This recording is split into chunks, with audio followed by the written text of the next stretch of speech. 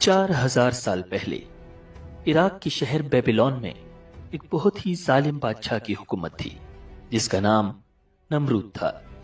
नमरूद खुद को खुदा समझता था और लोगों से अपनी इबादत करवाता था। एक रात नमरूद ने ख्वाब देखा कि एक सितारा आसमान में बुलंद होता है जिसकी रोशनी से सूरज और चांद की रोशनी मद्धम पड़ जाती है। नमरूद इस ख्वाब से खौफजदा हो गया। उसने अपने दरबार में मौजूद जादूगरों से इस ख्वाब की ताबीर पूछी। जादूगरों ने जवाब में कहा कि एक ऐसा बच्चा पैदा होने वाला है जो तेरी बादशाहत को खत्म कर देगा। ये सुनना था कि नमरूद ने फौरन ऑर्डर किया कि इस साल इस मुल्क में जितने लड़के पैदा हों उन्हें कत्ल कर दिया जाए। इस ऑर्डर के फौरन बाद नमरूद की आर्मी की तरफ से बच्चों का कत्लेआम शुरू हो गया। हर तरफ अफरा तफरी फैल गई। बेबीलोन के ही एक गांव में आजर नामी एक आदमी रहता था जो कि बुत बनाया करता था। उसके यहां भी एक बच्चे की पैदाइश होने वाली थी। उसने जब नमरूद का ये ऑर्डर सुना तो फौरन अपनी बीवी को लेकर पहाड़ों की तरफ भाग निकला। उसने नमरूद की फौज से दूर पहाड़ों में बसेरा इख्तियार कर लिया। कुछ अरसे बाद उनके यहाँ एक बहुत ही प्यारा बेटा पैदा हुआ जिसका नाम इब्राहिम रखा गया। यही वो बच्चा था जिसने नमरूद का मुकाबला करना था। यही वो बच्चा था जिसे अल्लाह रब्बुल इज्जत ने अपना नबी और दोस्त बना लेना था। वक्त गुजरता जा रहा था और इब्राहिम अलैहिस्सलाम बड़े हो रहे थे। वो अपने हमउम्र बच्चों से कहीं ज्यादा इंटेलिजेंट थे।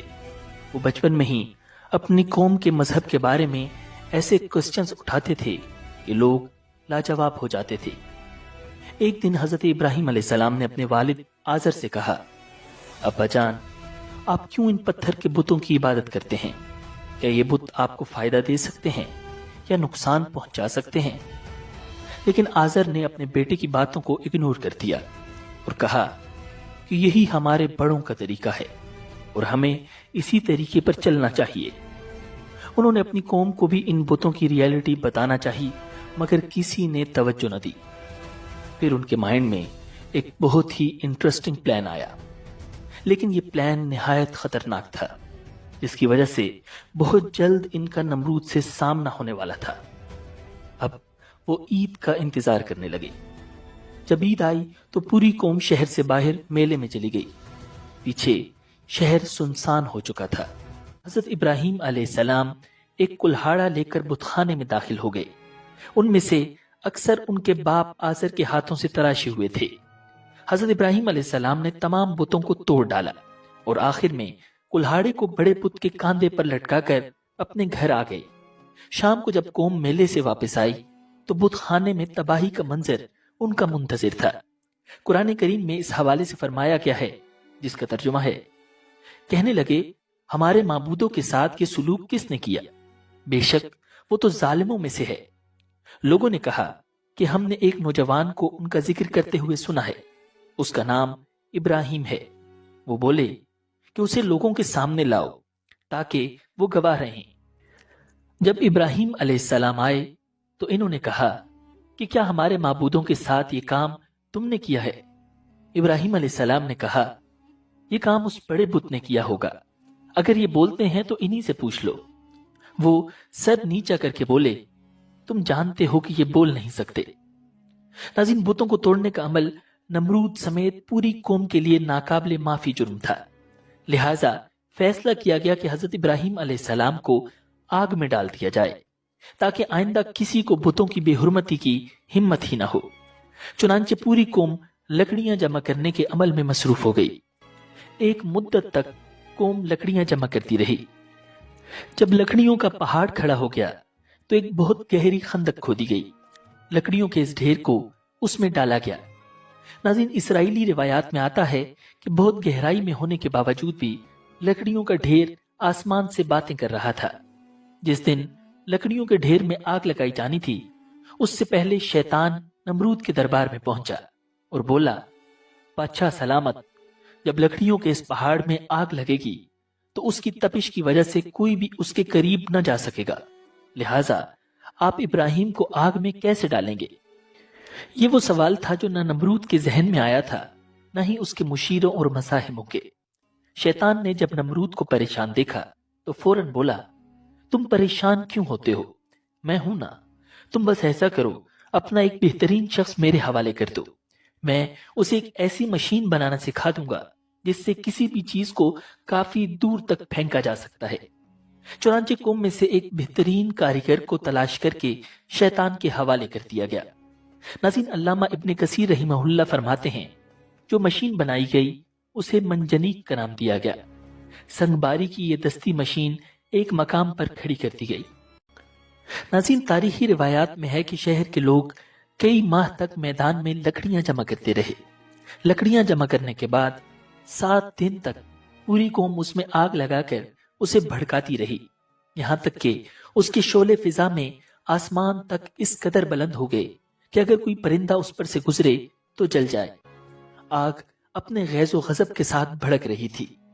अल्लाह के खलील को मोटी रस्सियों में जकड़कर मंजनीक के पलड़े में बिठा दिया गया था। इब्लीस के मकरूह चेहरे पर शैतानी मुस्कुराहट थी।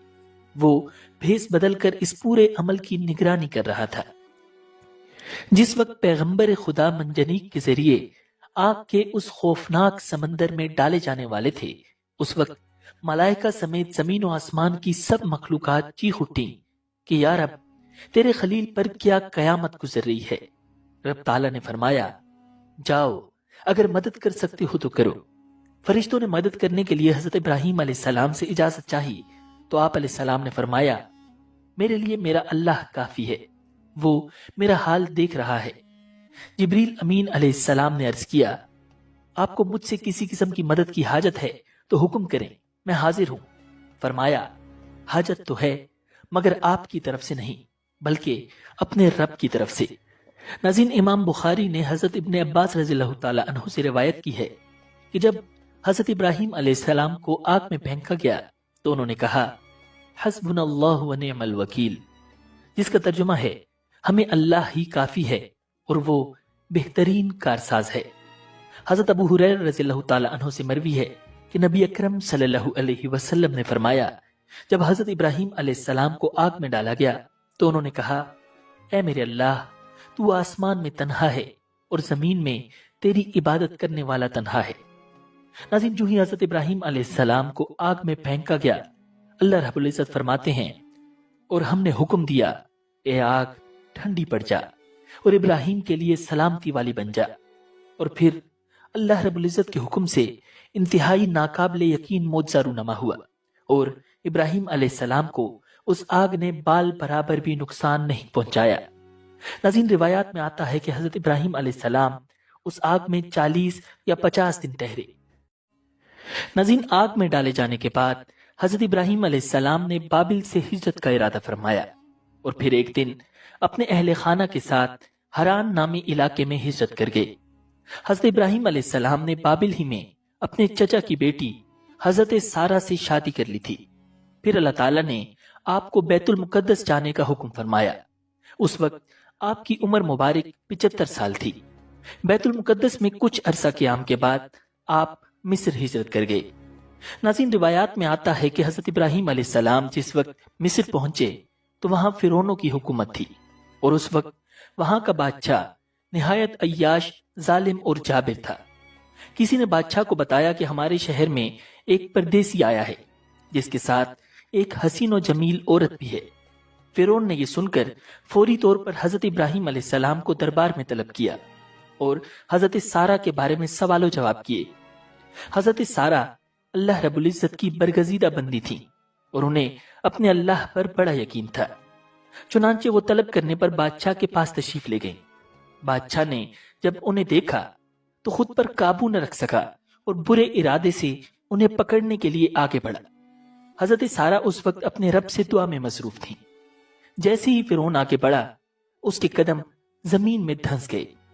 बादशाह बदहवास हो गया और जल्दी से बोला, तुम मेरे लिए। पूरी वीडियो देखने के लिए लिंक बायो में दे दिया गया है और अगर ऐसी मालूमात वाली वीडियो देखना चाहते हैं तो मुझे फॉलो करें और सदका जारिया की नियत से सबके साथ शेयर करें। शुक्रिया।